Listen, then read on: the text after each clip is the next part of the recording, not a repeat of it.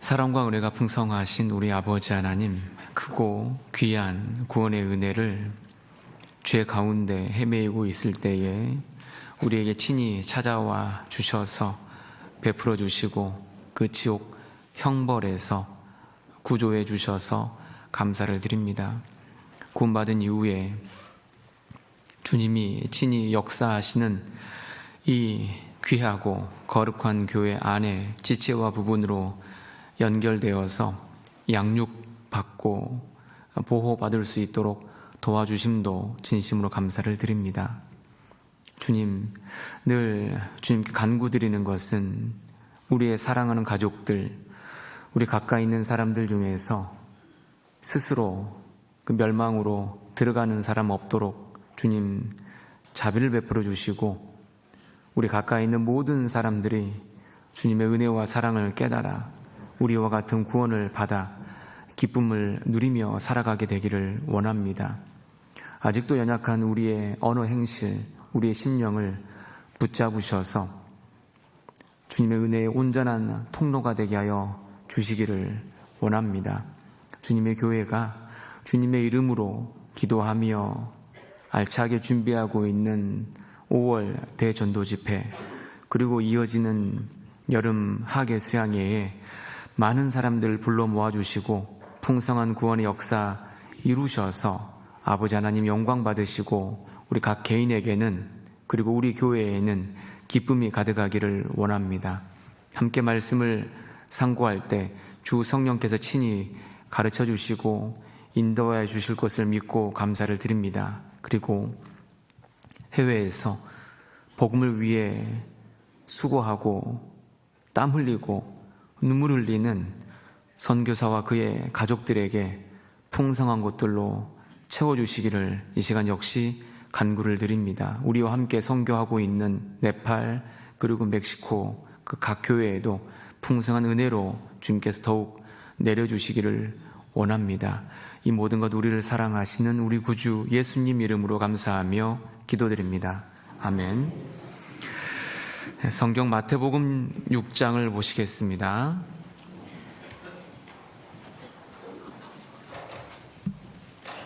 마태복음 6장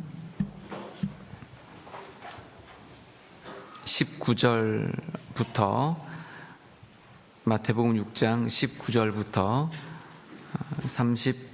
34절까지를 제가 읽어드려 보겠습니다. 마태복음 6장 19절입니다.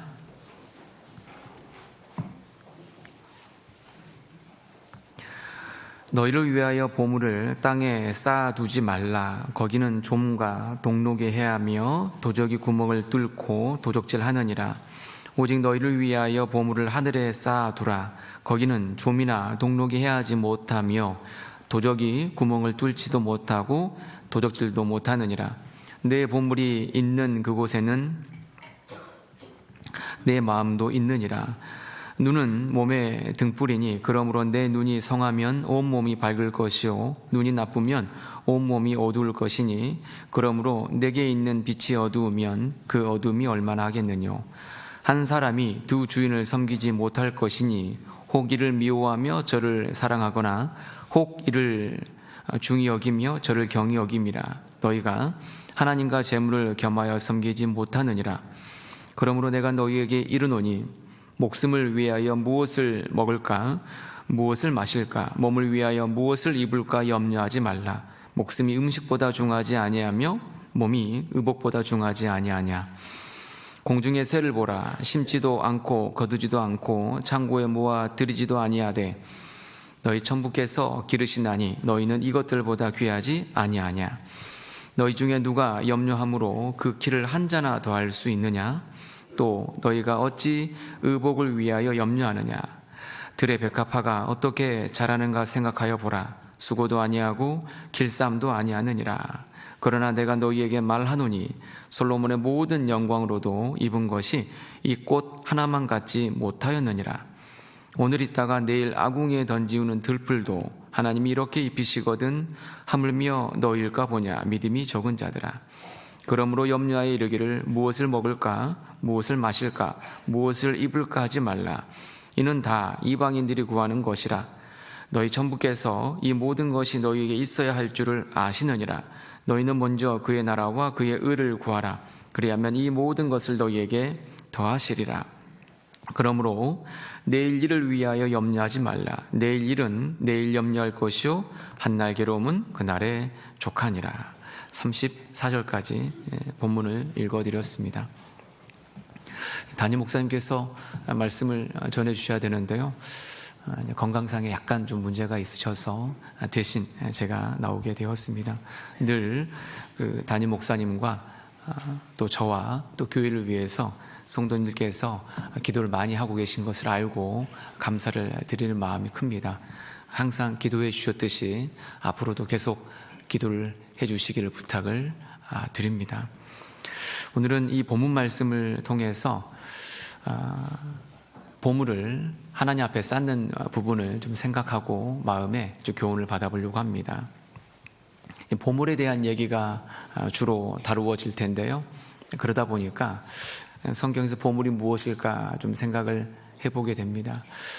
예수님께서 이제 요한복음 3장에서 그 유대 율법학자이면서 바리새인인 그 니고데모와의 그 거듭남에 대한 얘기를 나누십니다. 아주 거룩한 사람이면서 하나님을 찾는 사람이었지만 그 유대 그 종교라는 그 틀 안에서 구원을 받을 수 없는 고민하고 있는 사람이었던 니고데모에게 거듭남에 대해서 말씀을 해 주십니다. 반대로 요한복음 4장에 가면 하나님의 은혜와는 매우 떨어져 있는 이방인과 같은 여인, 아주 거룩한 삶과 많이 멀어져서 살아가고 있는 여자죠.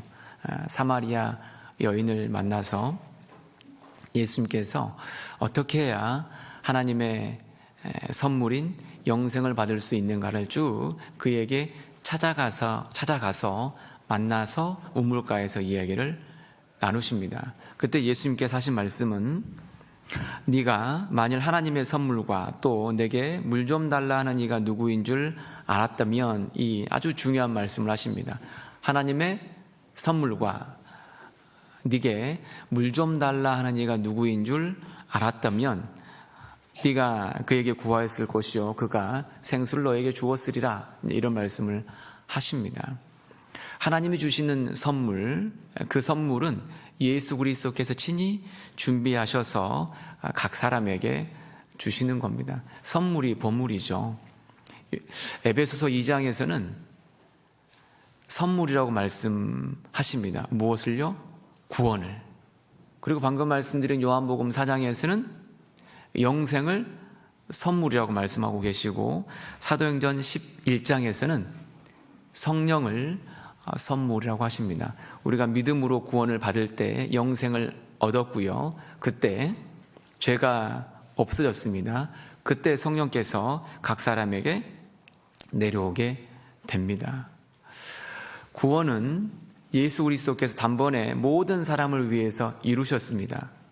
사실 예수 그리스도께서 십자가에서 죽으시면서 완성하신 구원은 모든 사람을 위한 구원입니다.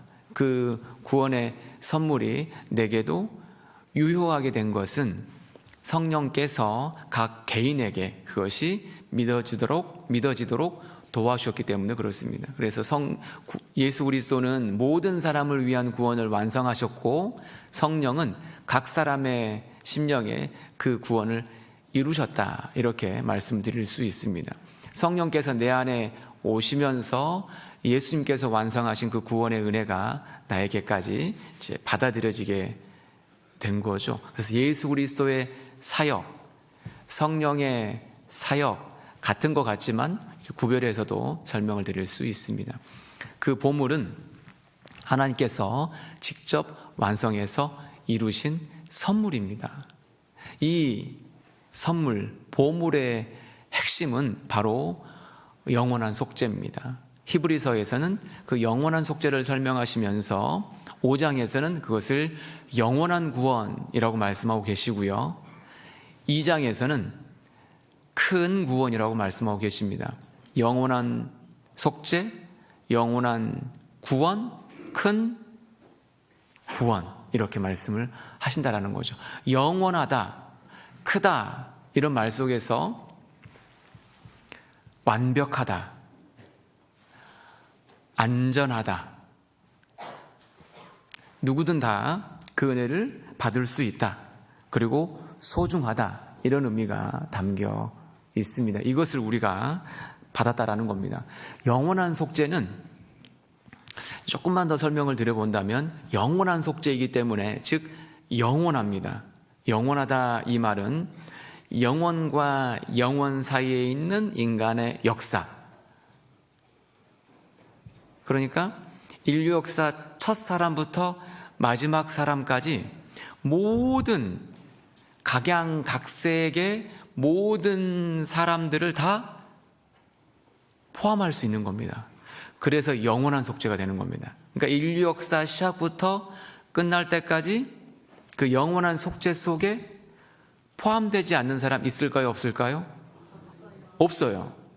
그러니까 영원한 속죄이기 때문에 모든 사람들이 다 들어갑니다. 한 사람도 빠지지 않습니다. 그러니까 나도 당연히 들어가죠. 그것이 영원한 속죄입니다. 두 번째, 영원한 속죄는 인류 역사 시작할 때부터 끝날 때까지 발생하는 모든 죄, 그 어떤 흉악한 죄, 그 어떤 더러운 죄, 흉악한 죄, 그 더러운 모든 죄가 영원한 속죄 속에 다 포함됩니다. 그러니까 지내시면서 종종 제가 이제 모임 때 말씀드리지만 이 세상에서 죄가 가장 많은 사람은 누구라고요? 나 자신이라고 그랬잖아요. 그러면서 요수교에서 죄가 가장 많은 사람은 누구라고요? 나 자신이다라는 얘기 종종 드렸습니다. 우리가 왜 그렇게 느끼냐면 나 자신 스스로가 압니다. 나의 죄가 얼마나 많은지, 나의 죄가 얼마나 더러운지, 나의 죄가 얼마나 흉악한지를 다른 사람은 말하지 않아도 나는 너무나 잘 압니다. 다른 사람의 죄가 크게 보이는 것이 아니고 시간 지나면 지날수록 왜 이렇게 나의 죄만 크게 보이는지 모르겠어요. 혹시 교회 생활하면서 다른 사람의 죄가 크게 보이세요? 내 죄가 크게 보이세요? 사실 내 죄가 크게 보이면 다른 사람의 죄가 보일 겨를이 없습니다. 그래서 이 세상에서 요수교회를 떠나서 이 세상에서 가장 죄 많은 사람이 누구냐, 가장 흉악한 죄가 누구의 죄고 가장 더러운 죄가 누구의 죄냐라고 물어보면 물어볼수록 그것은 내 죄입니다. 그 죄가 영원한 속죄 속에서 다 해결된 거죠. 그 영원한 속죄는 어떤 흉악한 죄든 어떤 더러운 죄든 모두 다 그 피로 해결될 수 있다라고 알려주는 것이 영원한 속죄입니다. 그러니까 나의 죄가 당연히 들어가 있습니다. 그것이 영원한 속죄입니다. 그리고 영원한 속죄이기 때문에 속죄라는 것은 잘 생각해야 됩니다. 내가 해결할 수 없으니까 누가 다 해결하신 거냐면 하나님께서 예수 그리스도를 보내셔서 직접 다 해결하셨다. 이것이 바로 영원한 속죄입니다. 속죄니까요. 내가 해결할 수 없으니까 누가 해결하신 겁니까? 그렇죠. 예수님이 다 해결하신 겁니다. 그래서 영원한 속죄입니다. 그리고 영원한 속죄는 영원한 약속이 되는 겁니다. 영원한 언약입니다. 무지개의 약속은 어떤 의미가 담겨 있냐면 사람은 절대 하늘에 우리가 보고 있는 그 아름다운 무지개를 띄울 수 없습니다. 만약에 내가 그 무지개를 띄워서 천국에 가야 한다면 어떤 사람도 그 무지개를 띄워가지고 천국에 갈 수 없습니다. 그러니까 하나님께서 어떻게 하셨습니까? 직접 이 땅을 심판하셨죠. 홍수 심판을 하셨잖아요. 비를 내려셨잖아요. 죄를 다 그 피로 씻으신 거죠. 심판을 완전하게 집행하시고 나서 다시는 심판이 없겠다라고 하시면서 그 하늘에 아름다운 무지개를 직접 띄워주신 겁니다. 무지개를 누가 띄우셨느냐? 하나님이 띄우셨죠. 영원한 언약, 완벽한 언약입니다. 그래서 창세기 9장에 무지개 언약을 쭉 살펴보면은 언약이란 표현이 무려 7번 등장하잖아요. 우리가 그 언약을 만든 것이 아니고 하나님께서 직접 완성하셔서 우리에게 그 언약을 해주신 겁니다. 그것이 바로 영원한 속죄입니다. 그 영원한 속죄, 영원한 구원, 큰 구원을 예수님께서 우리에게 이루어 주셨습니다. 그 약속을 우리에게 주신 거죠. 성경의 증거를 쭉 확인해 보면 사람은 죄인이라는 겁니다. 사람은 죄인. 사람이 죄인이다라는 이제 그 증거들이 몇 가지 있겠지만은 두 가지 생각할 수 있는 것은 사람이 착각을 많이 해요. 어떤 착각을 하냐면 두 가지입니다. 자기 자신에 대해서는 굉장히 좋은 견해를 가져요. 그게 죄인이라는 증거입니다. 자기 자신에 대해서 좋은 견해를 갖고 뒤집어서 하나님에 대해서는 나쁜 견해를 가져요. 그 죄인의 모습입니다. 자기 자신에 대해서는 좋게 포장하고 하나님에 대해서는 나쁘게 이야기하는 것이 죄인들의 특징이죠. 죄인은 스스로 자기를 구원할 수 있습니까? 구원할 수 없습니까? 스스로 구원할 수 없습니다. 그래서 그 죄인이라는 걸 바르게 자각하는 사람은 구원은 스스로 이루어질 수 없고 하나님께서 나를 구원하는데 나는 어떠한 기여도 할 수 없구나, 이것을 알게 되는 사람입니다. 죄인에게 있어서 하나님과의 화평을 얻을 수 있는 단 한 가지의 자격은 나는 하나님의 화평을 필요로 하는 사람이다. 내 스스로 어떠한 노력과 방법으로 이것을 해결할 수 없다라는 것을 아는 겁니다. 받아들이는 거죠. 절감하는 겁니다. 의사의 치료를 받기 위한 단 한 가지의 조건이 있습니다. 그것은 나에게 질병이 있다라는 거죠. 질병은 의사의 의술을 필요하다라고 일깨워주는 겁니다. 나에게 있는 질병이 의사를 만나게 하듯이, 그런다고 해서 나에게 있는 그 질병이 내 질병을 해결하지는 못해요. 내가 질병을 갖고서 아파하고 눈물 흘리고 힘들어하고 수단과 방법을 써도 질병은 치료되지 않아요. 질병은 누가 해결합니까? 의사가. 그래서 내게 있는 죄는 결코 내게 있는 죄로 인한 통증, 아픔, 슬픔, 고민, 이것은 결코 내 죄를 해결할 수 없고, 내 죄를 해결하는 것은 오직 예수님의 그 십자가, 형벌, 피 흘림만이 모든 죄의 빛을 하나님 앞에서 영원히 해결해 주셨다라는 겁니다. 그래서 그것을 받아들이는 것이 믿음이 하는 일입니다.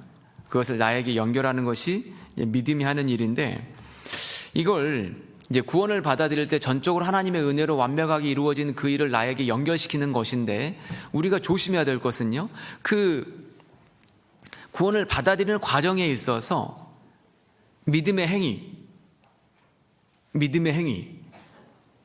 그러니까 제가 말하는 믿음의 행위라는 것은 교회를 열심히 다니고 하나님께 기도를 드리고 교회에 봉사하고 11조를 드리고 이것을 말하는 것은 아닙니다. 이 믿음의 행위라는 것은 자기를 기준 삼아서 자기 생각으로 계속 자기를 헤아려요. 그 다음에 자기 안에서 만족을 계속 찾는 거예요. 내가 원하는 어떤 생각에 도달해야 구원이 이루어지는 것처럼 받아들이려고 하는데, 이것도 믿음의 행위이고 자기의 의입니다. 하나님의 의를 받아들이는 것이 아니고 자기의 의를 힘입어서 하나님께 나아가려고 하는 착각일 수 있습니다. 제가 이제 신앙생활 하면서 최근에 크게 한 방 빵 맞은 것이 있는데, 그게 뭐냐면요, 이제 5만 가지 생각이 들잖아요. 이런저런 생각이 끊임없이 들어요. 근데 사단은 속이는 자란 말이에요. 생각을 집어넣으면서 내가 하고 있는 생각인 것처럼 사단이 속입니다. 사단은 안 보이니까 생각을 딱 집어넣고 내가 하고 있는 생각인 것처럼 나를 속입니다. 그리고 유혹합니다. 어떤 것을 잘못하게끔, 잘못된 선택을 하게끔 넘어지게 하죠. 그리고 나서 실패하게 만듭니다. 그리고 나면 나를 비방합니다. 너는 쓸모없는 존재다. 하나님도 너를 잊었을 거다. 하나님도 너를 버렸을 거다. 라면서 막 비방합니다. 그리고 완전히 무너지게 만들죠. 나를 파괴시킵니다. 그리고 나를 완전히 실족시키죠. 이건 사단이 하는 일입니다. 그런데 구원받는 과정에서나 구원받은 이후의 삶을 살아가는 속에서 신기한 것은 하나님의 진리를 믿는 것보다 사단의 거짓을 더 쉽게 믿더라고요.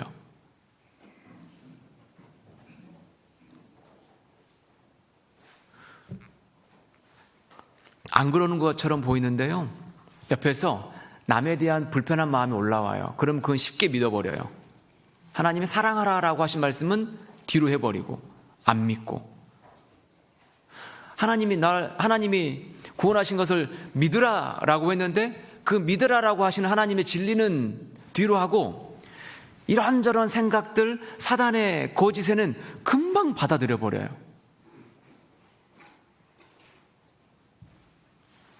성경 말씀을 믿는 것보다는 사단의 거짓을 더 쉽게 믿는 것을 봐요. 요한 1서를 가보겠습니다. 본문은 잡아놓으시고요. 요한 1서.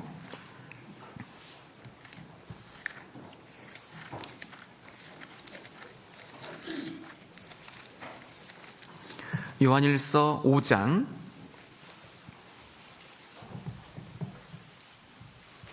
9절입니다.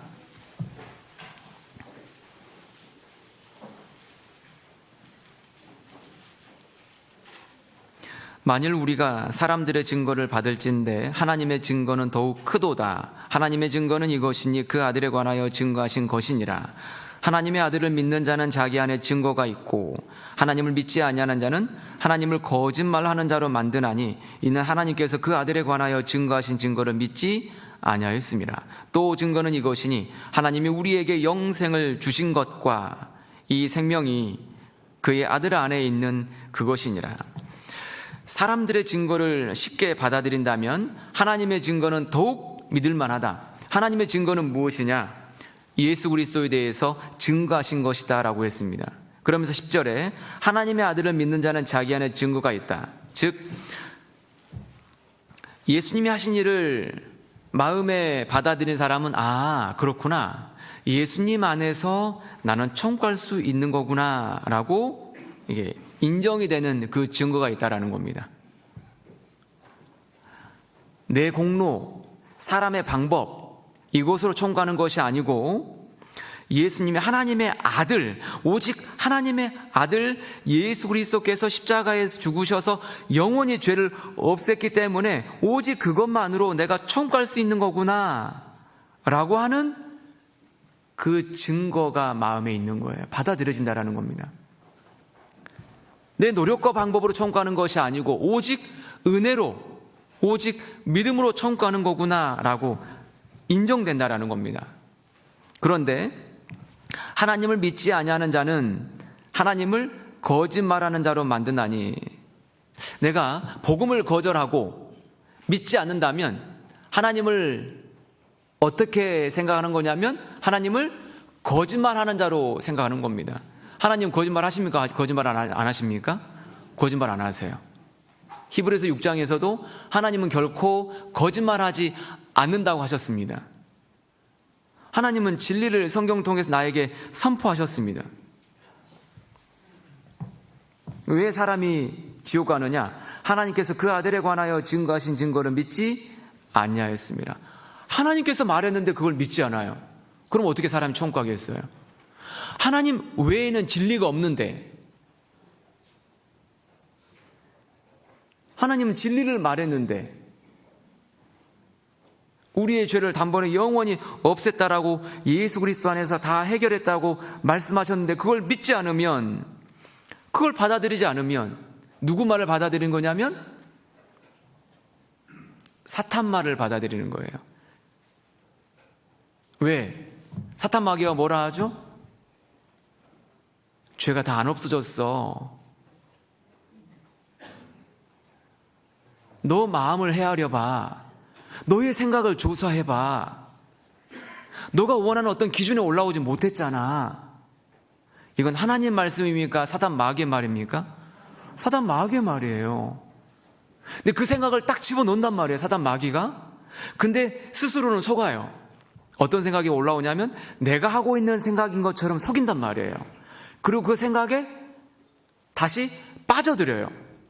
그러면 누구에게 속는 거냐면 사탄 마귀에게 속는 거예요. 이렇게 돼 있잖아요. 10절에 후반부에 돼 있잖아요. 하나님을 믿지 아니하는 자는 하나님을 거짓말하는 자로 만드나니 이는 하나님께서 그 아들에 관하여 증거하신 증거를 믿지 아니하였습니다. 또 증거는 이것이니 하나님이 우리에게 영생을 주신 것과 이 생명이 그의 아들 안에 있는 그것이니라. 하나님이 이렇게 선포하셨어요. 그러면 끝난 거예요, 사실은. 잠언 28장을 가보겠습니다. 잠언 28장.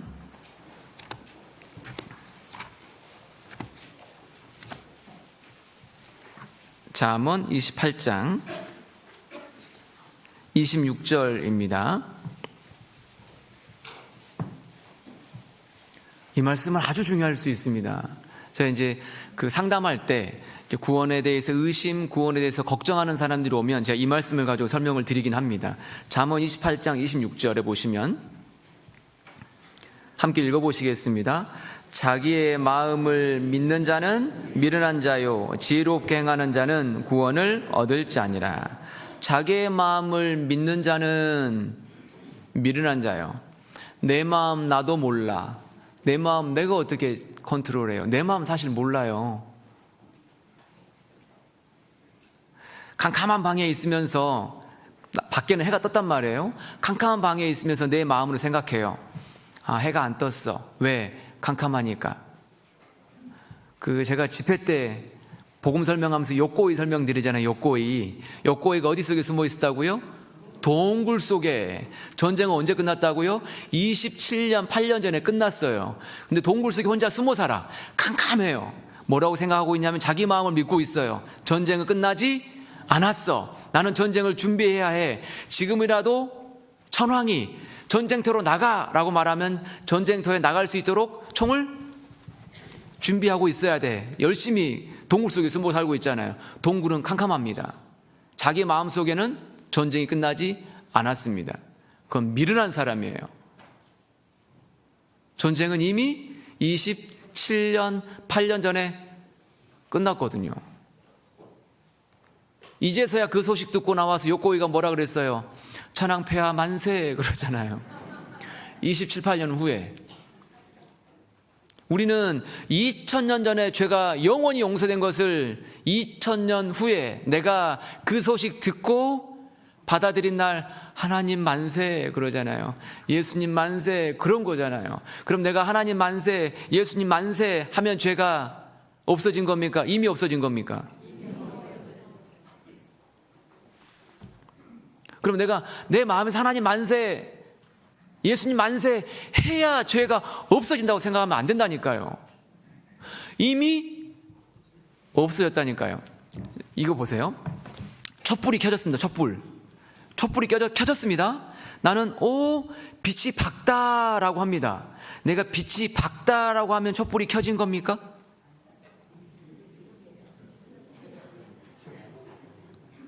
촛불이 먼저 켜졌던 거예요. 촛불은 내가 킨 게 아니에요. 먼저 켜진 빛을 내가 이제서야 보는 겁니다. 예수님이 빛을 비추셨잖아요. 2000년 전에 죄를 없애면서 빛을 비추셨잖아요. 죄의 어둠을 쫓아내셨잖아요. 그리고 나에게 빛이 왔어요. 내가 화나네 라고 한다고 해서 빛이 켜진 게 아니고요.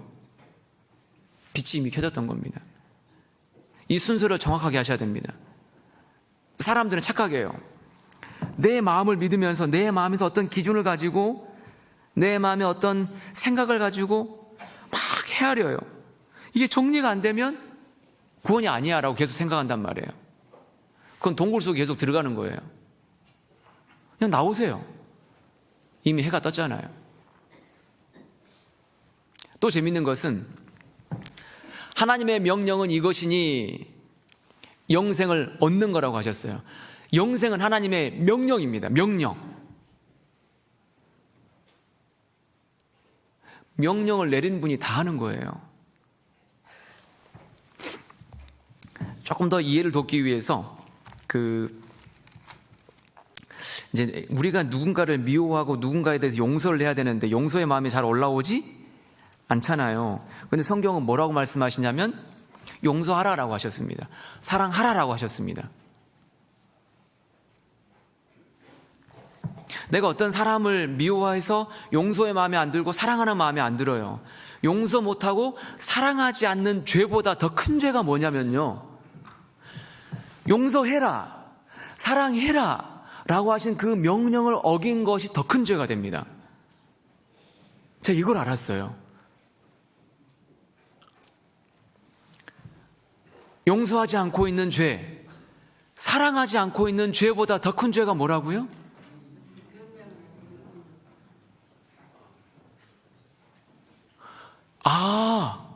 그럼 나는 뭐 해야 될까? 용서하고 사랑하면 되겠더라고요. 그렇게 하면 하나님께서, 성령께서 내 마음에 성령이 역사하십니다. 용서할 수 있는 능력과 마음도 점점점 주십니다. 그러니까 용서하라, 사랑하라 라고 하셨기 때문에 그 명령을 먼저 따르는 것이 우선입니다. 구원도 마찬가지예요. 내가 너에게 영생을 주노라, 주 예수를 믿으라, 그리하면 너와 내 집이 구원을 얻으리라. 이것도 명령입니다. 그냥 그 명령에 내가 따르면 돼요. 그럼 그냥 구원은 이루어진 거예요. 왜? 다 하셨거든요. 내가 한 게 아니라니까요. 명령을 내리셨잖아요. 명령을. 그래서 여러 가지 막 생각 때문에 너무 힘들어하지 마세요. 제가 이제 그 구역 모임 때 제가 이제 무비보셋을 이제 말씀을 좀 드리고 있어요. 일부러 제가 이제 2개 구역 지금 무비보셋 말씀드렸는데, 무비보셋이 우리 모습이잖아요. 절뚝발이면서 죄인이라고 그랬잖아요. 원수 집안이고 스스로 구원할 수 있는 능력 전혀 없습니다. 그는 20년 동안 숨어 살았어요. 다윗이 자기를 찾아서 죽일 줄 알고 무서워서. 근데 명령이 내려왔어요. 야, 너 예루살렘으로 오래. 너 예루살렘으로 오래. 무비보셋은 생각할 거예요. 나는 이제 죽었다 이제. 근데 다윗은 어떤 명령을 내린 겁니까? 왕자와 같이 여겨서 그 상에서 함께 음식을 먹기 위해서, 그리고 사울에게 있었던 모든 재산을 다시 돌려주기 위해서 오라는 겁니다. 하나님의 은총을 내려주려고요. 하나님의 은총을 내리려고 준비한 것도 다윗이고 명령을 내린 것도 다윗입니다. 그러면 무비보셋은 뭐 하면 됩니까? 자기 마음이 좋아지면 갈게요. 내 마음이 그 명령을 받을 만하면 갈게요. 그렇게 하면 죽는 거예요. 뭐 하면 되죠? 그냥 명령에 따르면 돼요. 그러면 다 해결돼요. 그래서 명령을 따르는 것이 항상 우선이다. 어떤 작은 죄보다 더 큰 죄가 뭐냐? 하나님의 명령을 어긴 죄입니다. 그래서 사람이 지옥 가는 죄, 자기 죄가 많아서입니까? 믿지 않아서입니까? 믿지 않아서. 믿지 않아서를 다른 말로 하면 뭐라고 말하냐면 명령을 따르지 않아서, 명령에 불복종했기 때문에 사람이 지옥 가는 겁니다. 근데 명령 다 받으신 거죠? 우리가 잘해서 받은 겁니까? 그냥 다 해주신 겁니까? 다 해주신 겁니다. 그래서 이게 선물입니다. 선물. 하나님의 선물과 내게 물을 달라 하는 이가 누구인 줄 알았다면 네가 내게 구하였을 것이요, 이렇게 말씀하시잖아요. 구해, 그러면 줄게. 죄인이란 말은 무슨 말이냐면 자기의 어떤 노력과 방법으로 결코 청구할 수 없다, 이것을 인정하는 사람입니다. 자기 힘이 다 빠진 거예요. 근데 여전히 무엇인가를 헤아리고 있다는 것은 여전히 자기에게 뭔가, 자기를 기대하고 있는 것, 자기에게 뭔가 힘이 남아있기 때문에 계속 주저 하는 겁니다. 그냥 편안하게 쉬시면 됩니다. 다 하셨다는데요, 뭐. 그것이 어린아이의 마음입니다. 어린아이처럼 편한 사람은 어디 있어요? 만구에 편하잖아요. 어린아이. 옷 입을 걱정을 해요. 먹을 걱정을 해요. 뭐 살 걱정을 해요. 다 부모 시키면 부모가 다 하잖아요. 다시 어린 시절로 돌아가고 싶잖아요. 얼마나 편합니까, 어린아이가. 그렇죠. 우리가 어린아이잖아요, 하나님 앞에서. 하나님은 영원살, 우리는 겨우 7, 80살. 그러니까 어린아이죠. 그래서 너무 머리 싸맬 필요가 없다. 그냥 하나님이 다 하신다. 그냥 편하게 쉬시면 돼요. 그것이 하나님께 기쁨을 드리는 겁니다. 그래서 믿음이 없이는 기쁘시게 못하나니, 이 말씀을 통해서 우리가 알 수 있는 것은 하나님을 믿는 것이 하나님께 기쁨을 드리는 겁니다. 자기 자신을 기쁘게 하는 게 아니고 하나님을 기쁘게 하는 거예요. 그러더라고요. 아이들이 부모를 믿고 부모에게 무엇인가를 부탁하면 참 기쁘더라고요. 고생은 내가 하는데 이상해요. 내가 엄청 고생하는데 마음은 기뻐. 그런 경험 해보셨죠?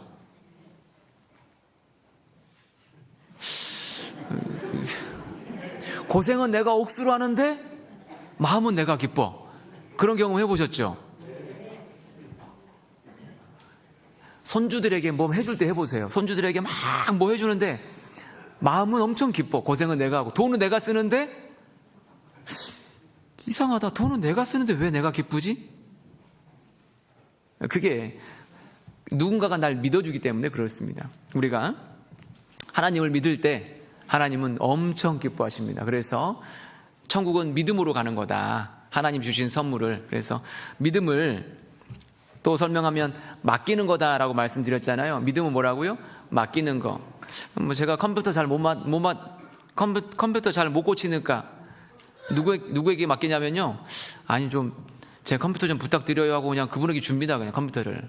그럼 이분이 다 해가지고 저한테 주잖아요. 제가 한 거 뭐 있습니까?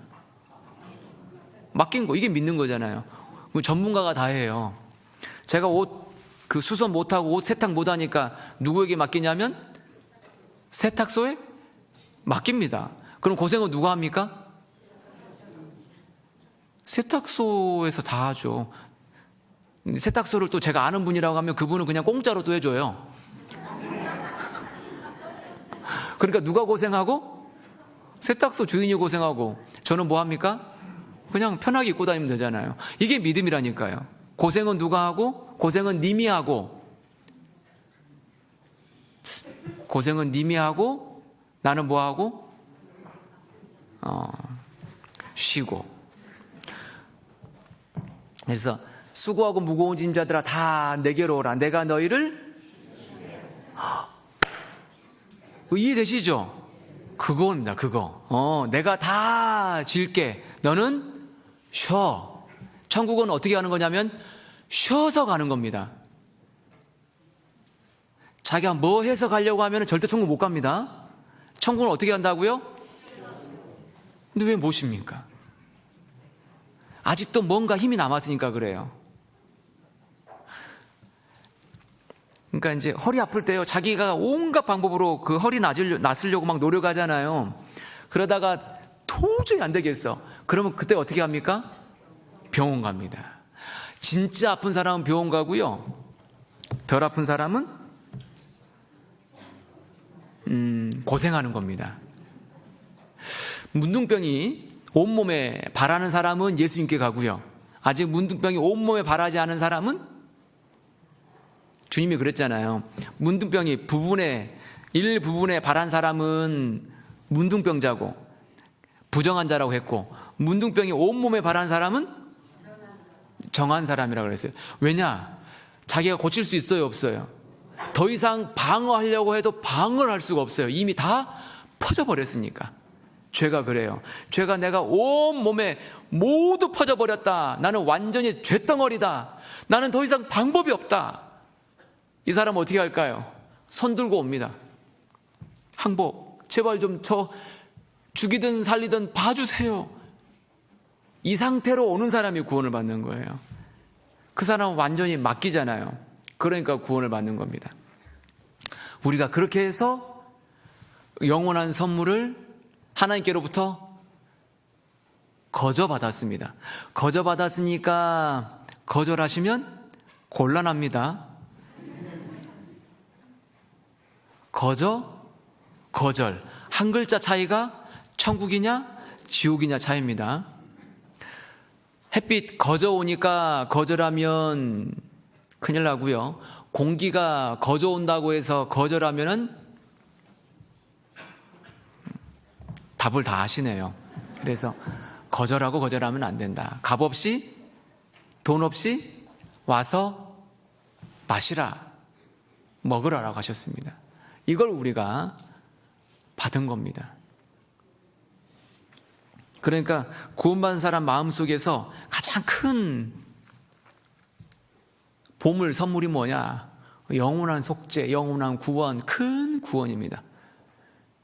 이게 시간 갈수록 커지는 사람은 신앙이 건강한 사람이고요.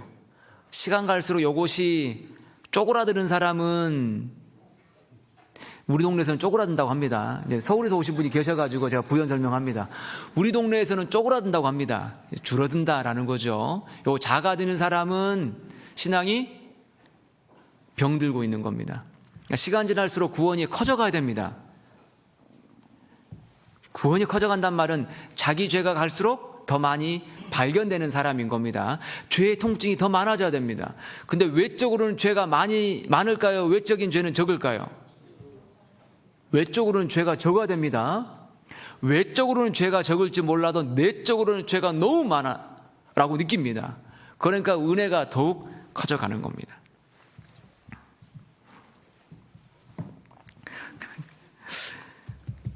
마태복음 6장 이제 본문을 좀 설명드려 보겠습니다. 6장 19절에서 먼저 제가 24절까지를 읽어드려 보겠습니다.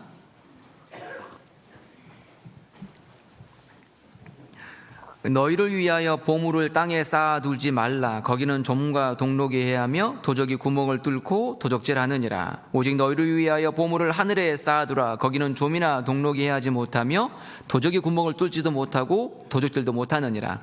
내 보물이 있는 그곳에는 내 마음도 있느니라. 내 눈은 몸의 등불이니 그러므로 내 눈이 성하면 온 몸이 밝을 것이요 눈이 나쁘면 온 몸이 어두울 것이니 그러므로 내게 있는 빛이 어두우면 그 어둠이 얼마나 하겠느뇨. 한 사람이 두 주인을 섬기지 못할 것이니 혹 이를 미워하며 저를 사랑하거나 혹 이를 중히 여기며 저를 경히 여김이라. 너희가 하나님과 재물을 겸하여 섬기지 못하느니라. 19절에서 사실 34절까지의 말씀은 한 단락입니다. 이 말씀이 다 연결되어 있습니다. 보물을 땅에 쌓지 말고 어디에 쌓으라고요? 하늘에 쌓으라고요. 땅에 보물을 쌓으면 어떻게 되냐면요, 좀과 동록, 도적. 그러니까 좀과 동록은 보이지 않는 것들이고요, 도적은 보이는 겁니다. 그러니까 보이지 않는 것과 보이는 것들이, 보물을 땅에 쌓은 것들은 훔쳐간다라는 거죠. 줄어들게 한다라는 겁니다. 땅에 쌓은 것은 줄어들어요. 왜냐하면 좀은 옷을, 의복을 상하게 만드는 거잖아요. 그 다음에 동록이라는 것은 동을 녹슬게 만들어야지 못 쓰게 하는 거고, 도적은 훔쳐가는 거죠. 땅에 있는 것들은 훔쳐갈 수 있어요. 땅에 쌓는 것은 어떤 것 중심으로 쌓는 거냐면 보이는 것 중심으로 쌓죠. 그러니까 보이는 거니까 훔쳐갈 수 있죠. 없어지게 할 수 있는 거예요. 그러니까 보물을 반드시 어디에 쌓아야 된다고 말씀하고 계시냐면, 보물은 반드시 하늘에 쌓아야 한다. 왜냐? 거기는 좀도 동록도 도적도 없다. 사실 인생은 땅에 쌓는 인생이 있고 하늘에 쌓는 인생이 있습니다. 땅 따먹게 하잖아요. 땅을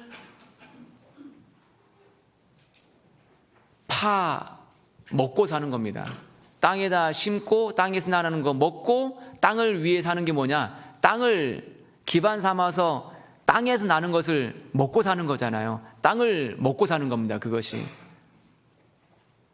땅에다가 뭔가를 짓습니다. 사실 다 땅을 기반으로 사는 거죠. 이 세상 사람들은 땅에서 나는 것만 먹고 살아요. 그러니까 땅으로 갈 거예요. 우리는 하늘에서 내리는 것을 먹는 사람입니다. 그러니까 하늘로 갈 겁니다.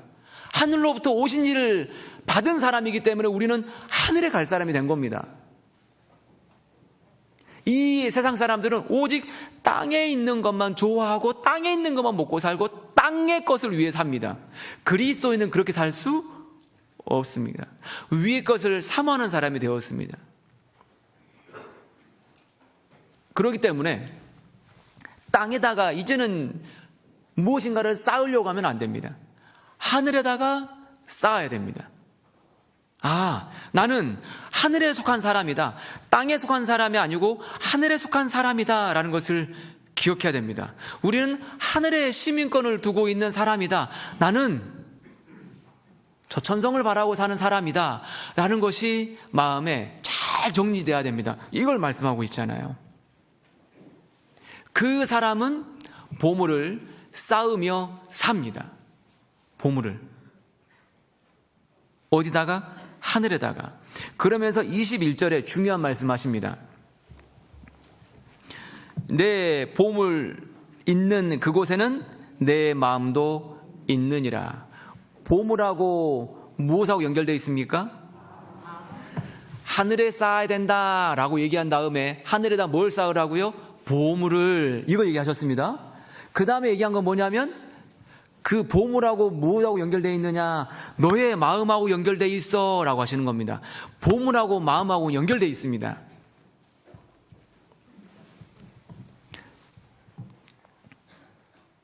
내가 소중하게 생각하는 것하고 내 마음은 항상 연결되어 있어가지고 내 삶은 항상 그쪽으로 가게 되어 있어요.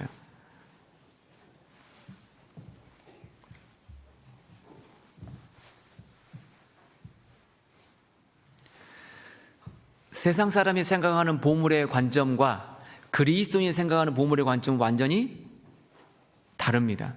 정말 다를까요?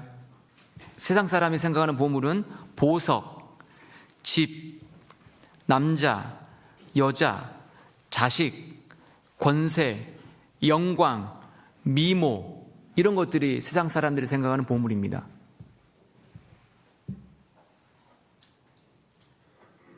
그리스도인의 보물은 그리스도, 교회, 성경, 성도, 영혼, 이것이 그리스도인의 보물입니다.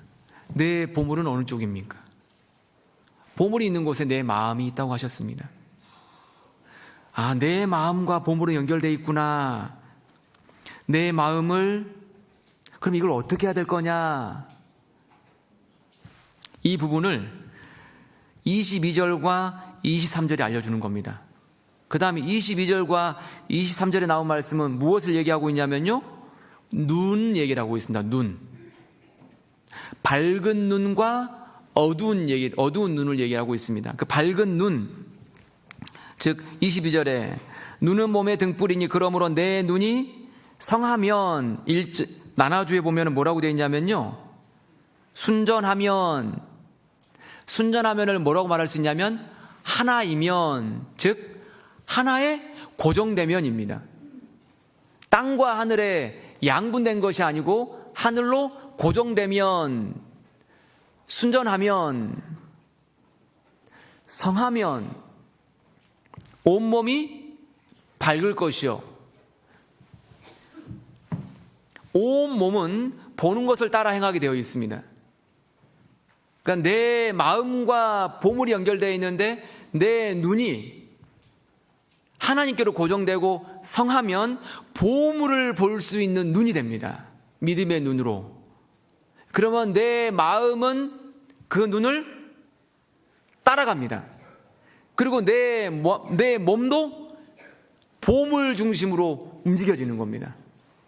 보물을 하늘에 쌓으라 라고 하시면서 보물 얘기하셨습니다. 보물하고 연결된 것이 마음과 연결된 것이 눈. 내 눈이 보물을 볼 수 있냐 없냐입니다. 이제 그것을 22절과 23절에 얘기하고 있는 겁니다. 내가 왜 신앙생활이 밝지 않고 어둡냐? 내가 왜 이렇게 헤매며 사냐? 눈이 성하지 않아서입니다. 그러면 눈이 어디에 고정되어야 되느냐? 아주 핵심적인 것을 딱 주님이 진짜 전곡을 찔러서 얘기합니다. 그것이 24절입니다. 24절. 한 사람이 두 주인을 섬기지 못할 것이니 혹 이를 미워하며 저를 사랑하거나 혹 이를 중히 여기며 저를 경히 여김이라. 너희가 하나님과 재물을 겸하여 섬길 수 없다라고 하셨습니다. 보물 복잡하다, 간단하게 뭐다? 재물이다. 재물이냐 하나님이냐? 너의 눈이 하나님을 보냐 재물을 보냐, 너가 어디를 보느냐에 따라서 너 마음이 그쪽으로 끌리게 되어 있고 그 끌리는 것을 위해서 생은 살아가게 되어 있다는 겁니다. 재물이 끌리는 사람은 땅에 쌓는 사람이고요, 쉽게 말하면 하나님이 끌리는 사람은 하늘에 쌓는 사람입니다. 그러니까 이 말씀이 19절에서 24절까지의 말씀이 이게 쭉 맥락적으로 연결되는 것이 보이시죠? 재물을 쌓아라, 보물을 쌓아라 라고 얘기한 다음에 보물과 마음이 연결되어 있어. 그 보물을 보는 눈이 아주 중요해. 눈은 무엇을 봐야 되느냐? 눈이 밝아야 되는데 하나님을 볼 거냐 재물을 볼 거냐, 이걸 전곡을 찔러서 얘기하고 있는 겁니다. 간단하게 얘기할 수 있습니다. 마리아가 예수님께 300데나리온 되는 향유옥합을 부었습니다. 그 당시에 제자들의 눈은 300데나리온, 즉 4천만 원짜리가 4천만 원이 예수님보다 더 귀했습니다. 그래서 아깝다라고 했죠. 근데 마리아의 마음은 4천만 원보다 예수님이 더 컸기 때문에 이게 아깝지 않다라고 생각했습니다. 하나님과 재물을 두고 하나님께 내가 무엇인가를 드리려고 할 때 아깝다고 생각이 들까? 아니면 더 드리지 못해서 너무 죄송하다, 부족하다, 이런 마음일까? 내가 과연 헌금을 할 때 더 드리지 못해서 죄송합니다 하나님, 이 마음입니까? 아니면 아까운데, 그것이 어디에 내가 쌓고 있는가를 아주 민감하게 보여주는 이게 잣대가 될 수 있습니다. 아까우십니까? 아니면 기꺼운 마음으로 더 드리지 못하는 이 마음 때문에 주님께 죄송합니까? 우리가 정말 생각을 잘해야 한다고 생각합니다. 교회에 내가 어떤 봉사를 하는 그 시간이 아깝습니까? 더 드리지 못해서 죄송합니까? 형제자매에게 내가 무엇인가를 대접할 때 아깝습니까? 아니면 더 드리지 못해서 죄송합니까? 이 마음을 잘 생각해야 됩니다. 형제자매가 정말 귀합니까? 아니면 형제자매가 작게 여겨집니까? 사실은 다 떠나서 누군가에게 문제가 있는 것이 아니라 다 나에게 문제가 있는 겁니다. 눈을 좀 크게 들어서 좀 생각을 할 필요가 있겠다, 이런 마음을 갖게 됩니다. 그래서 19절에서 24절까지의 이 말씀 좀 이해되셨죠? 그 다음에 25절을 가보겠습니다. 25절. 그럼 그 재물이라는 게 뭐냐? 이 재물과 하나님이 하는 것을 그 뒤에 쫙 설명하고 있는 겁니다. 25절부터 34절까지 재물과 하나님이 하는 일을 비교해서 설명하는 겁니다. 그 재물이 하는 게 뭐냐면요, 이 성경 시대의 생활 필수품이 빵, 물, 옷이었습니다. 성경 시대에. 그러니까 예수님 당시에 그 시대에 가장 중요한 것이 빵, 그 다음에 물 아주 중요하잖아요. 그 다음에 옷. 그래서 25절에 보시면요, 그러므로 내가 너희에게 이르노니 목숨을 위하여 무엇을 먹을까, 무엇을 마실까, 몸을 위하여 무엇을 입을까 염려하지 말라. 목숨이 음식보다 중하지 아니하며 몸이 의복보다 중하지 아니하냐. 먹을까, 마실까, 입을까. 이 당시에 필수 품목이 뭐였다고요? 먹을까, 빵, 마실까, 물, 입을까, 옷. 이 당시에 그 생활 필수 요소가, 생존을 위한 아주 중요한 것이 이 세 가지였습니다. 빵, 물, 옷. 재물이 그거잖아요. 재물로 뭐 합니까? 빵 사고, 물 얻고, 옷 입고. 그게 재물이 하는 일이잖아요. 왜 먹을까, 마실까, 입을까 염려하냐? 왜 재물 걱정하냐? 그것보다 더 중요한 것이 몸이고 목숨이다라고 말씀하고 있습니다. 더 중요한 게 목숨이고 몸입니다. 그것을 25절에 말씀하시지 않습니까? 그러므로 내가 너희에게 이르노니 목숨을 위하여 무엇을 먹을까, 무엇을 마실까, 몸을 위하여 무엇을 입을까 염려하지 말라. 목숨이 음식보다 중하지 아니하며 몸이 의복보다 중하지 아니하냐. 목숨과 몸이 훨씬 중요하지 않냐. 목숨과 몸은 누구에게 속해 있는 거냐면요, 하나님께 속해 있는 겁니다. 목숨과 몸은 누구에게 속해 있습니까? 하나님께 속해 있습니다. 내 목숨, 내가 언제까지 살고 언제 죽는다 스스로 할 수 있는 분 아무도 없으시죠. 목숨의 생사 여탈권은 우리에게 전혀 해당되는 부분이 아닙니다. 이건 우리가 할 수 있는 게 아닙니다. 목숨은 하나님께 속해 있습니다. 내 몸 키를 더 자라게 하는 거 내가 할 수 있습니까? 없습니까? 이건 못합니다. 내 몸에 있는 병 내 스스로 치료 못합니다. 의사가 치료하는 것처럼 보이지만 사실 하나님께 속해 있는 거다라고 할 수 있죠. 목숨, 몸, 요것은 하나님 거고, 이걸 본질을 생각해야지 왜 먹을 거, 마실 거, 입을 거, 왜 온통 여기에만 생각이 가 있냐. 이것을 지금 주님이 가르쳐 주십니다.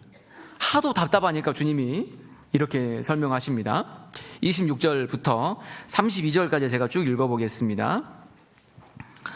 공중의 새를 보라. 심지도 않고 거두지도 않고 창고에 모아들이지도 아니하되 너희 천부께서 기르시나니 너희는 이것들보다 귀하지 아니하냐. 너희 중에 누가 염려함으로 그 키를 한 자나 더할 수 있느냐.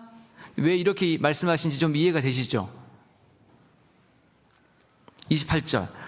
또 너희가 어찌 의복을 위하여 염려하느냐. 들의 백합화가 어떻게 자라는가 생각하여 보라. 수고도 아니하고 길쌈도 아니하느니라. 그러나 내가 너희에게 말하노니 솔로몬의 모든 영광으로도 입은 것이 이 꽃 하나만 갖지 못하였느니라. 오늘 있다가 내일 아궁이에 던지는 들풀도 하나님이 이렇게 입히시거든. 하물며 너희일까 보냐. 믿음이 적은 자들아. 그러므로 염려하여 이르기를 무엇을 먹을까, 무엇을 마실까, 무엇을 입을까 하지 말라.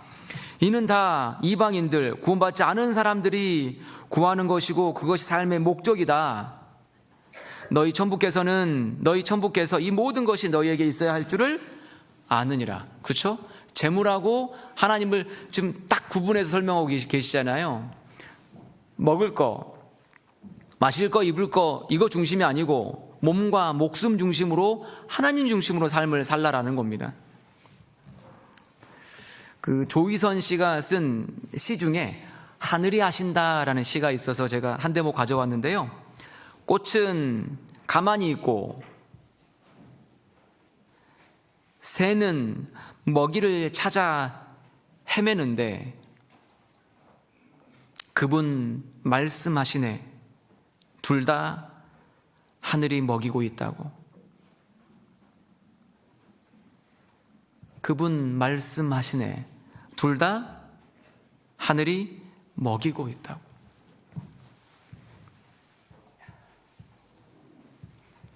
(26절에서) (32절에) 저는 핵심이 되는 말씀을 이렇게 찾아봤습니다.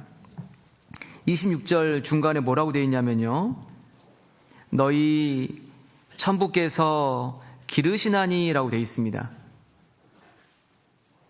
너희 천부께서 기르시나니 너희는 이것들보다 귀하지 아니하냐. 너희 천부께서는 너를 귀하게 여겨. 하늘 아버지가 널 사랑해. 널 가장 귀하게 여겨 라고 하십니다. 하늘 아버지가 여기서 포인트입니다. 천부. 그 다음에 32절에 가보시면요, 이는 다 아버지 없는 이방인들이 구하는 것이야.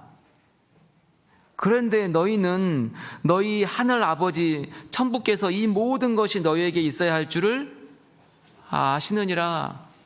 하늘 아버지가 너희를 귀하게 여기고 너희에게 있어야 할 것을 아신다. 저는 이 말씀이 여기에서 핵심이 되겠다 생각을 해보게 됩니다. 제가 처음에 영원한 속죄를 조금 설명을 드렸는데, 중요한 것은 정말 내가 하나님이 내 아버지 되었는가, 이게 아주 중요합니다. 우리가 믿음으로 구원을 얻고요, 믿음으로 아들이 됩니다. 이 말씀을 중요하니까 찾아보겠습니다. 에베소서 2장입니다. 에베소서 2장. 믿음으로 구원을 받으면 믿음으로 하나님의 아들이 됩니다. 에베소서 2장 8절입니다. 에베소서 2장 8절.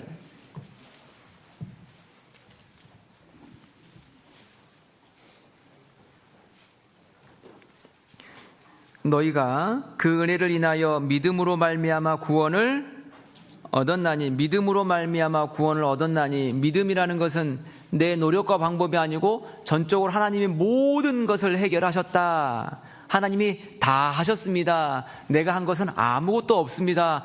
감사합니다. 이게 믿음입니다. 믿음으로 구원을 얻었습니다. 갈라디아서 3장입니다.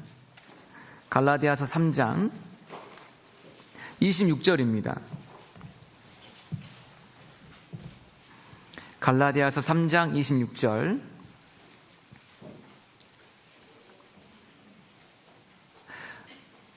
너희가 다 믿음으로 말미암아 그리스도 예수 안에서 하나님의 아들이 되었으니. 하나님의 아들 되었습니다. 무엇으로 말미암아 되었습니까?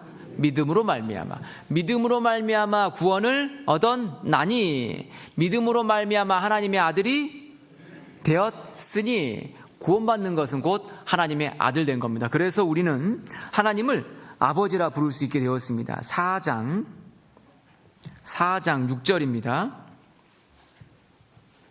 4장 6절. 너희가 아들인 고로 하나님이 그 아들의 영을 우리 마음 가운데 보내사 아바 아버지라 부르게 하셨느니라. 그러므로 내가 이후로는 종이 아니요 아들이니 아들이면 하나님으로 말미암아 유업을 이을 자니라. 하나님은 나의 아버지가 됐습니다. 하나님을 향해서 우리는 아버지, 하나님 아버지 이렇게 부를 수 있는 놀라운 관계를 십자가 안에서 얻었습니다. 하나님을 내 아버지로 부를 수 있는 것은 정말 놀라운 축복입니다. 제가 이제 지내면서 어려울 때가 있지 않습니까?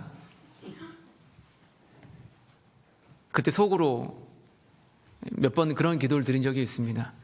하나님 아버지, 이제는 너무 힘들어요. 이제는 좀 안 되겠어요. 어떤 방법 좀 써주세요. 제 속으로 이렇게 드렸던 기도가 몇 차례 있습니다. 하나님 아버지, 이거 너무 힘들어요. 이건 이제 안 될 것 같아요.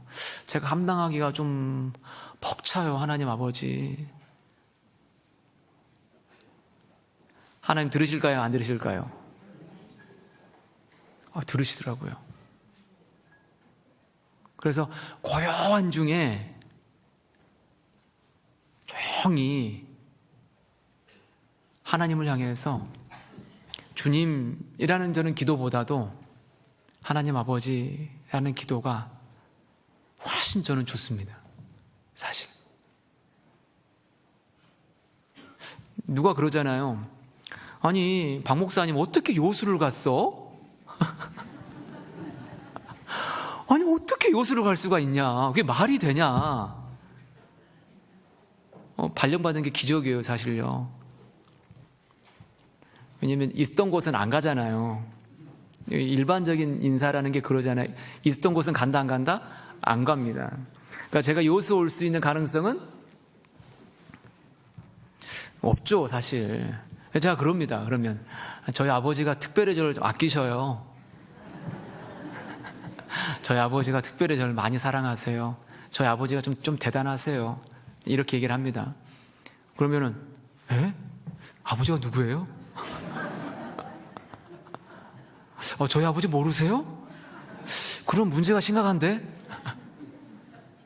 저희 아버지는 그런 아버지인데, 우리 형제자매님들 아버지는 똑같은 아버지잖아요. 너에게 있어야 할 것을 아시느니라. 너희는 저희보다 훨씬 더 귀하니라 그랬잖아요. 마태복음 6장에서 너희에게 있어야 할 것을 아시느니라. 너희는 저희보다 더 귀하니라. 이건 하나님의 말씀이고요. 사단 마귀는 뭐라고 한지 아세요? 하나님은 너네 형편을 몰라.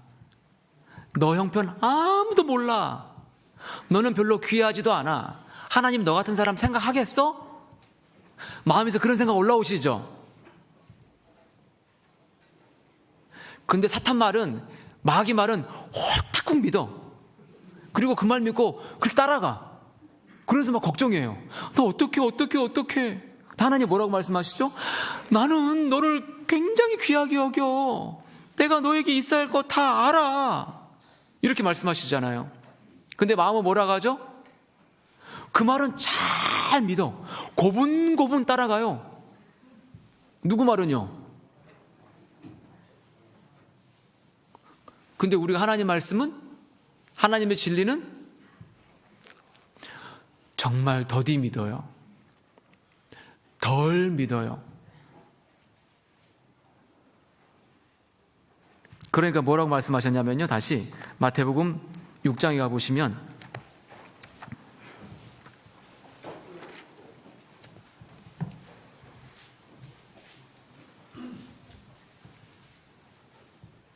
(30절에) 그렇게 되어 있습니다. 30절에 오늘 있다가 내일 아궁이에 던지우는 들풀도 하나님이 이렇게 입히시거든. 하물며 너희일까 보냐. 믿음이 적은 자들아. 쉽게 얘기해서 하나님을 믿을 거니 사탄 마귀를 믿을 거니 그 말이에요. 쉽게 얘기하면 마음에서 이런저런 생각이 드는데, 이런저런 생각이 드는데 이 생각의 출처가 하나님께로부터 온 걸까요? 사단 마귀로부터 온 걸까요? 육신의 정욕, 안목의 정욕, 이생의 자랑, 내 안에 있는 어떤 욕구들이라는 게 있습니다. 욕구들을 충동질해가지고 이 녀석이 나를 계속 그쪽으로 끌고 가요. 그래요. 이것에 내가 끌려가면서 속아요. 하나님이 주신 거라고요? 사단 마귀가 준 거라고요? 사단 마귀가 준 거라고요. 근데 속아. 내가 하고 있는 생각인 것처럼 속아요. 이런 생각이 든다. 저런 생각이 든다. 이런 생각이 든다. 저런 생각이 든다. 요 생각을 집어넣은 놈이 누구라고요? 요한복음 13장을 볼게요. 잡아놓으시고요. 요한복음 13장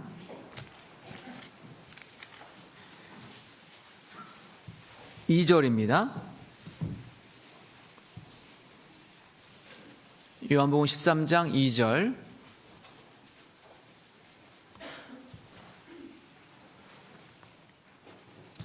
마귀가 벌써 시몬의 아들 가룟 유다의 마음에 예수를 팔려는 생각을 뭐했습니까? 생각을 넣었어요. 그러니까 내 안에 막 이런저런 생각이 들잖아요. 이 생각이 하나님이 넣으신 건지 사단 마귀가 넣은 건지를 이것을 조사를 하셔야 됩니다. 조사를. 그 생각 속에 빠지지 마시라고요. 사단 마귀가 넣은 게 너무나 많아요. 그리고 속아. 어떻게 속는다고요? 사단이 넣은지를 몰라. 그게 속는 거예요. 그래서 속이는 자라고 하는 겁니다. 그래서 광명의 천사라고 하는 거예요. 속이는 자로 와요. 사단이 집어넣는데 우리는 몰라. 어떻게 모른다고요? 내 생각인 것처럼 생각해요. 그거 현혹되시면 안 됩니다. 그러니까 믿음이 적다라는 게 뭐예요? 아니, 하나님의 확실한 말씀이, 약속이 이렇게 찰떡같이 있는데 이것은 놔두고 계속 이쪽으로만 끌려가. 아니, 이거 따라가면 되는데 왜 그렇게 끌려가냐, 그 말씀이세요. 이렇게 말씀하셨잖아요. 너희 천부께서 기르시나니 너희는 이것들보다 귀하지 아니하냐. 너희 천부께서 이 모든 것이 너희에게 있어야 할 줄을 아시느니라 그랬습니다. 그러면서 두 가지를 설명했죠. 공중에 나르는 새, 그 다음에 이제 들의 백합화를 얘기했는데, 이 공중에 나는 새를 하나 설명을 드려본다면, 하나님은 산림의 짐승들, 천산의 생축이 다 내 것이며 산의 새들도 나의 아는 것이며 들의 짐승도 내 것이미로다. 산의 새들도 나의 아는 것이며 내 것이다라고 하셨습니다. 모든 새를 먹이시는 분, 모든 새의 주인이 하나님이십니다. 참새 2마리도 하나님이 아시죠? 참새 5마리도 아신다고 하셨습니다. 그래서 어떤 사람이 그런 얘기 하더라고요. 하나님은 참새의 장례식에 관심이 많다. 몇 마리가 죽고 몇 마리가 태어나고 출생부터 탄생까지 하나님이 참새 일생에 관심이 아주 많으세요. 참새 일생에 관심이 많으면 참새보다 더 귀한 나에게 관심이 있을까요, 없을까요? 참새는 먹을 거 걱정 안 하는데, 마실 거 걱정 안 하는데, 그러니까 참새는, 그러니까 새는 먹을 거와 마실 걸 얘기하는 거고요, 백합화는 입을 걸 얘기하는 겁니다. 마실 거 걱정 안 하잖아요. 먹을 거 걱정 안 하고. 이 새 중에서 레위기 11장에 가보면은 정한 새가 있고 부정한 새가 있습니다. 정한 새와 부정한 새가 있는데, 부정한 새 중에 대표적인 것이 뭐냐면 까마귀 종류라고 합니다. 까마귀 종류. 까마귀 종류가 레위기 11장에 가보면은 15절에 까마귀 종류는 가증하다라고 하셨습니다. 그 가증한 까마귀 하나님 먹이실까요, 안 먹이실까요? 가증한데요? 먹여요. 그래서 누가복음 12장에는 뭐라고 되어 있냐면, 까마귀를 생각하라. 심지도 아니하고 거두지도 아니하며 골방도 없고 창고도 없으되 하나님이 기르시나니 너희는 새보다 까마귀보다 얼마나 더 귀하냐라고 하셨습니다. 다 먹이시는데 어떤 까마귀에게 하나님이 더 관심이 있냐면요, 이런 까마귀에게 더 관심이 있습니다. 시편 147편입니다. 시편 147편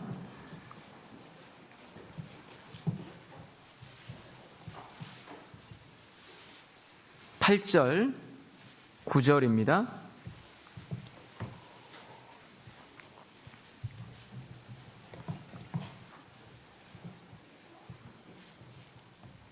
(8절) 9절.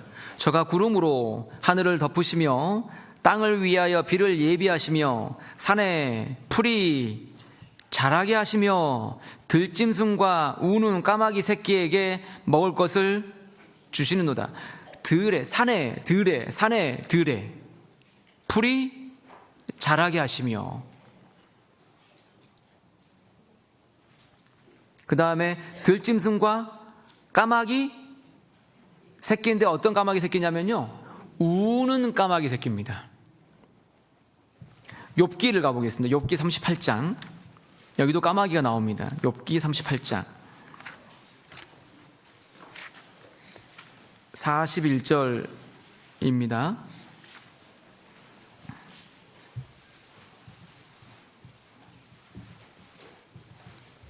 욥기 38장 41절.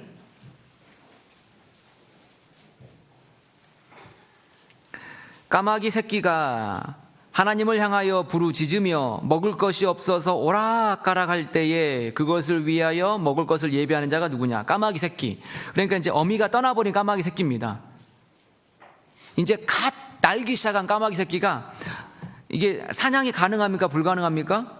불가능해요. 막 오락가락 하는데 아무것도 못해요. 그러니까 배는 너무 고파. 그러니까 막 우는 겁니다. 먹을 것이 없어가지고. 근데 까마귀가 진짜 신앙이 좋아요. 우리가 까마귀 신앙만큼도 안 되는 것 같아요. 까마귀는 어떻게 하고 있습니까? 하나님을 향하여 부르짖으며 그것을 위하여 먹을 것을 예비하는 자가 누구냐? 까마귀의 신앙은 하나님을 향해서 부르짖었습니다. 그러니까 하나님이 먹을 거 줍니까, 안 줍니까? 까마귀가 부르짖어도 먹을 거 주시면, 가증한 부정한 짐승이 부르짖어도 먹을 거 주시면 하나님의 아들이죠. 그 귀한 생명 우리를 위해서 다 쏟아주셨죠. 창세전부터 우리를 위한 놀라운 구원 계획을 예비하셔가지고 그것을, 놀라운 선물을 우리에게 주셨잖아요. 우리가 얼마나 귀합니까? 그러면 우리가 부르짖으면 주실까요, 안 주실까요? 주시죠. 지지난주엔가 목사님이 아침에 딱 일어나서 밖에 봤더니 깍 하면서 까마귀가 지나가서 아침에 좋은 분위기 다 깼다고 했는데, 우리는 오늘 까마귀를 들으면서 다시금 우리의 마음을 살립니다. 아, 그 까마귀를 먹이셨구나, 마시게 하시는구나. 그럼 나도 먹이고 마시게 하시는구나. 우리 교회 주변에 까마귀 많다면서요. 우리 교회는 신앙이 갈수록 좋아질 것 같습니다. 까마귀가 그냥 우리를 그냥 계속 일깨우는 것 같습니다. 근데 이 까마귀가 가만히 있습니까? 움직입니까? 오락가락 부지런히 움직였습니다. 자기 나름 최선 다했습니다. 자기 나름의 최선, 오락가락은 자기가 해야 될 일이고요. 그 다음에 또 하나의 방법은 하나님을 향해서 부르짖어야 됩니다. 그러니까 우리는 오락가락 왔다 갔다 내 일터에서 내 최선의 삶을 살아야 돼요. 그러면서 하나님을 향해서 부르짖어야 됩니다. 그러면 하나님은 채워주십니다. 누가복음 18장을 가보겠습니다. 누가복음 18장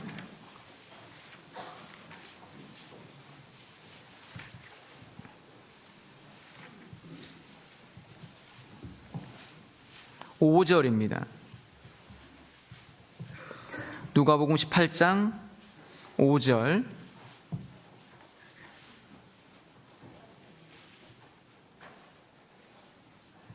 이 과부가 나를 번거롭게 하니 내가 그 원한을 풀어주리라. 그렇지 않으면 늘 와서 나를 괴롭게 하리라 하였느니라. 주께서 또 가라사대 불의한 재판관의 말하는 것을 들으라. 하물며 하나님께서 그 밤낮 부르짖는 택하신 자들의 원한을 풀어주지 아니하시겠느냐? 저희에게 오래 참으시겠느냐? 밤낮 부르짖는 그 원한을 풀어주지 아니하시겠느냐? 저희에게 오래 참으시겠느냐?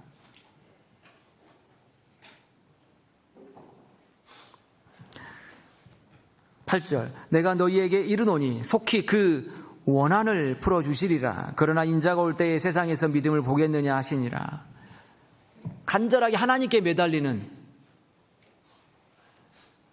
그런 믿음을 가진 사람이 희소해지는 때에 우리가 살고 있는 겁니다. 형제 자매를 통해서 또는 내가 알고 있는 사람들을 통해서 수단과 방법을 찾기도 하지만 1차적으로는, 첫 번째로는, 가장 우선적으로는 하나님을 향해서 부르짖는 것이 맨 먼저입니다. 내 가족들, 내 가까이 있는 사람들 하나님 앞으로 인도하기를 원한다면 더 부르짖어야 됩니다. 그리고 하나님이 정한 때에 하나님의 방법으로 그것을 풀어주십니다. 하나님이 풀어주십니다.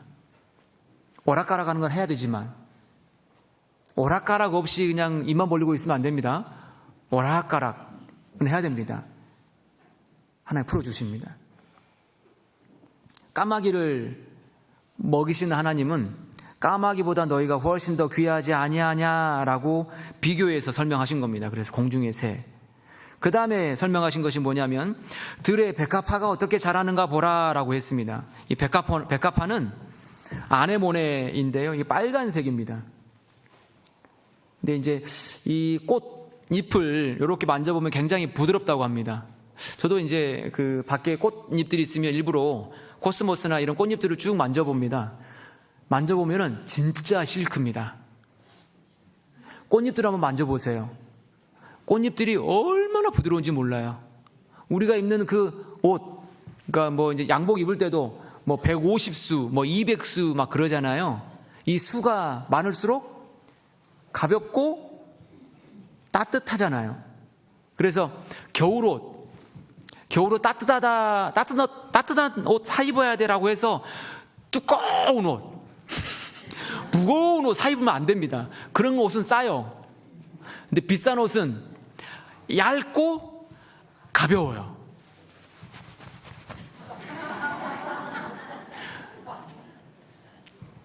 이게 그런단 말이 아니고요. 그런 옷이 좋다라는 겁니다. 그래서 옷은 무거울수록 좋다, 가벼울수록 좋다? 가벼울수록 좋다. 그러니까 꽃잎들은 무겁습니까, 가볍습니까? 그래서 제일 좋은 옷입니다. 솔로몬이 입은 옷보다 그래서 꽃들이 입은 옷이 훨씬 더 좋습니다. 그 리빙스턴이 아프리카 선교를 하다가 이제 길을 잃고 헤맸습니다. 막 배가 허기지고 막 곧 죽을 상황이어가지고 걸을 힘도 없었어요. 그러다 바닥을 딱 보니까 바닥에 풀이 있었던 겁니다. 그래서 이렇게 생각을 했다고 합니다. 하나님이 풀도 기르시고 있는데 선교하기 위해서 온 나를 저버릴 리가 없다. 그렇게 해가지고 용기를 더 내서 걸어갔고 마을을 만나가지고 이제 살았다는 얘기가 있어요. 뭐 때문에 살았습니까? 풀을 먹이시잖아요. 풀을 입히시잖아요.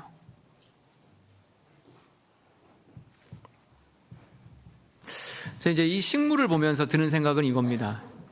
풀을 통해서 얻을 수 있는 교훈은 제가 두 가지를 생각했는데 잠언 12장을 가보겠습니다. 잠언 12장.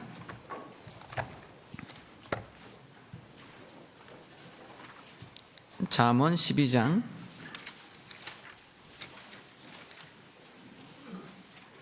12절입니다.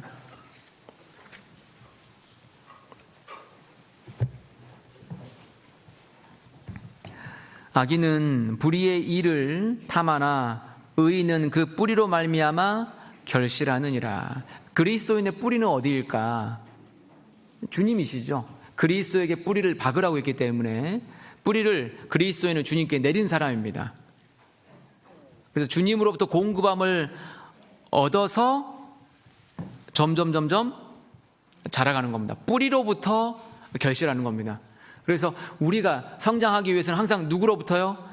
그리스도로부터, 성경으로부터, 교회로부터, 성령으로부터 결실된다는 것을 잊지 않아야 됩니다. 항상 의존적인 존재다. 이걸 잊지 말아야 됩니다. 의존적인 존재다. 죄는 자존적인 존재가 되면 그게 죄가 됩니다. 선악을 알게 하는 나무는 나는 하나님을 의지해서 살아야 될 사람이에요 라는 걸 인정한다면 그걸 안 따먹어야 되는 거고요. 나도 내 힘으로 뭔가를 결정하고 선택할 수 있어 라는 자존, 이런 상태가 되어서 딱 따먹었지 않습니까? 그래서 죽어버린 겁니다. 사람은 절대적으로 의존적인 존재입니다. 식물은 그것을 알려주죠. 뿌리로부터 열매를 맺는다라고 말씀하고 계시고요. 3절에 보시면 사람이 악으로 굳게 서지 못하나니 의인의 뿌리는 움직이지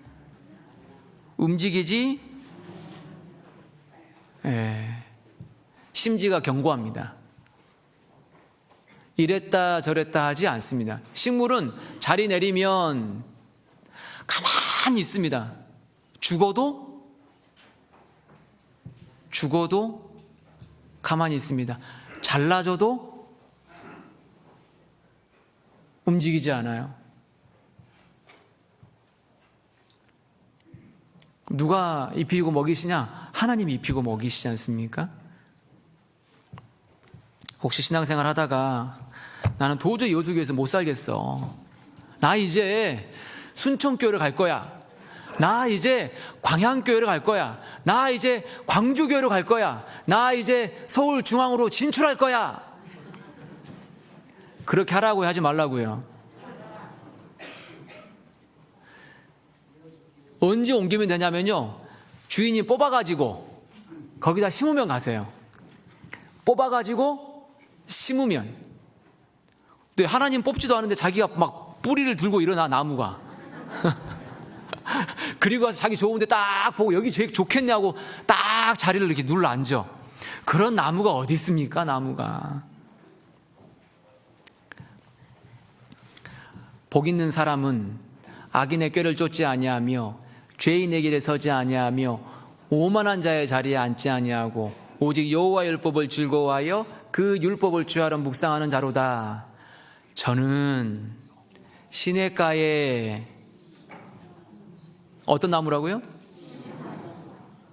시냇가에 심은 나무. 하나님 심으신 거예요. 우리는 어디 시냇가에 심었습니까? 여수에 우리는 심어진 사람들입니다. 여기서 많이 심고 많이 열매를 맺어야죠. 들락날락 하면요, 이게 열매가 안 맺혀요. 뿌리 내리는 데는 시간이 필요하단 말이죠. 그래서 교회 옮기는 것도 굉장히 조심해야 됩니다. 교회 가서 뿌리를 내리기까지가 시간이 걸린단 말이에요. 옮겨본 사람은 아시지만 상당히 교회가 힘들어집니다. 본인 스스로 옮겨보시면 알 겁니다. 적응기가 필요하다라는 거죠. 뿌리 내림이 필요하기 때문에. 그래서 옮긴다 안 옮긴다. 목사님, 저 이 말 했습니다.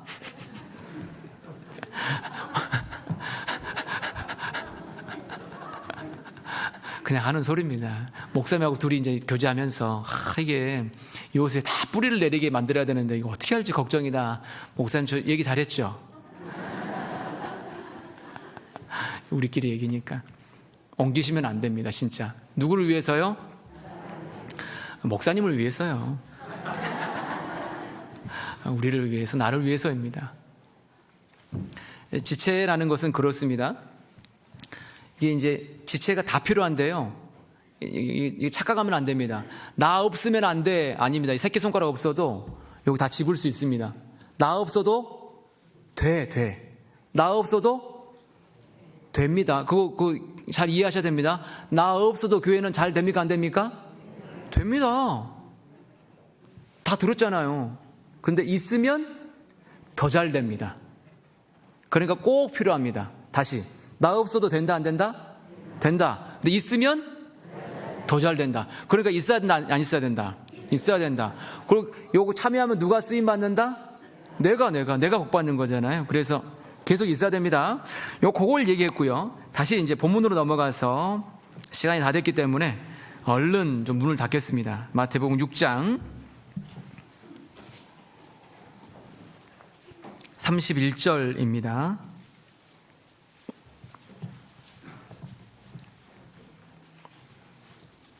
마태복음 6장 31절입니다. 그러므로 염려하여 이르기를 무엇을 먹을까, 무엇을 마실까, 무엇을 입을까 하지 말라. 이는 다 이방인들이 구하는 것이라. 너희 천부께서 이 모든 것이 너희에게 있어야 할 줄을 아시느니라. 33절. 너희는 먼저 그의 나라와 그의 의를 구하라. 그리하면 이 모든 것을 너희에게 더하시리라. 그러므로 내일 일을 위하여 염려하지 말라. 내일 일은 내일 염려할 것이요 한날 괴로움은 그날의 족하니라. 하나님만을 원할 때 다른 모든 것은 따라서 얻어집니다. 다시요. 하나님만을 원할 때 다른 모든 것은 따라서 얻어집니다. 다시. 하나님만을 원할 때 다른 모든 것은 따라서 얻어집니다. 중요합니다. 하나님만을 원할 때 다른 모든 것은 따라서 얻어집니다. 이 순서가 중요합니다. 하나님만을 원할 때 다른 모든 것은 따라서 얻어진다라는 겁니다. 그럼 나는 이제 무엇을 원하고 살아야 되느냐? 먼저 우선적으로 그의 나라입니다. 그의 나라는 단순합니다. 내 나라는 여기 있다 저기 있다 할 것이 아니라 너희 안에 있느니라 라고 하셨기 때문에 하나님의 통치가 있는 곳, 천국, 천년왕국, 이건 다 하나님의 나라입니다. 교회도 하나님의 나라고 구원받은 사람의 마음도 하나님의 나라입니다. 왜? 하나님의 통치가 있으니까. 그러니까 그의 나라를 구하라는 것은 다른 사람에게 복음을 전해서 또 다른 사람을 구원받게 하는 것, 복음을 전하는 것이 그의 나라를 구하는 겁니다. 복음을 전하는 것, 그의 나라는 복음을 전하는 것이고요, 구원을 받게 하는 겁니다. 그의 의라는 것은 구원받은 사람들이 말씀에 순종하고 서로 사랑하여 교회를 완성하는 겁니다. 구원을 받은 사람들이 순종하고 말씀에 순종하고 서로 사랑하여 교회를 완성하는 것, 이루어가는 것이 그의 의를 구하는 겁니다. 구하라라고 했는데 뭘 구하냐면, 하늘에 계신 우리 아버지여, 이름이 거룩히 여김을 받으시오며 나라에 임하옵시오며 뜻이 하늘에서 이룬 것 같이 땅에서 이루어지이다. 뜻이 하나님 나라에서 완성된 것처럼 그 모든 것이 이 안에서, 우리 안에서 이루어지기를 구해야 됩니다. 그걸 구하면 이 모든 것을 너희에게 더하시리라.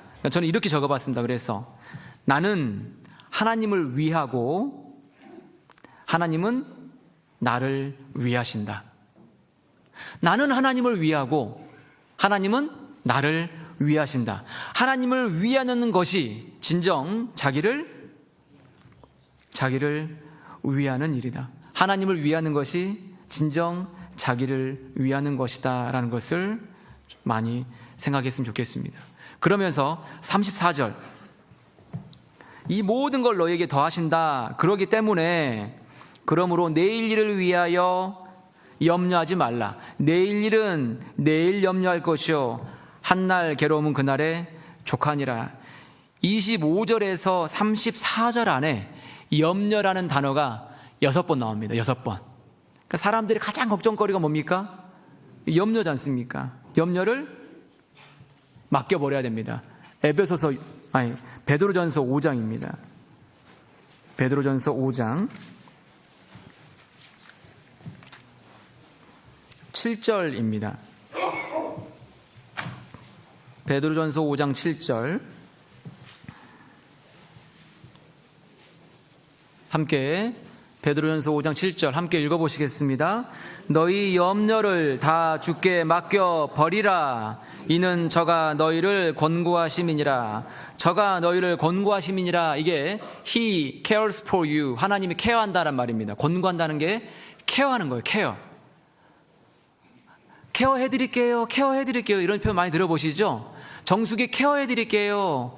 뭐 케어해드릴게요. 뭐 건강 케어해드릴게요 그러잖아요. 케어해드리는 거, 케어. 권고하신다는 게 케어란 말이에요. 하나님이 나를 케어하세요. 너희를 권고하심이니라. 그렇기 때문에 너희 염려를 주께 맡겨 버리라라고 하셨습니다. 맡겨 버리라. 염려를. 우리가 이제 매일 하는 걱정거리들이 있는데 이걸 분석해 보니까 그러더라고요. 40%는 절대 일어나지 않을 사건들에 대해서 걱정하고, 30%는 이미 일어난 사건을 걱정하고, 22%는 사소한 사건들을 걱정하고, 4%는 우리가 바꿀 수 없는 사건들에 대해서 걱정을 합니다.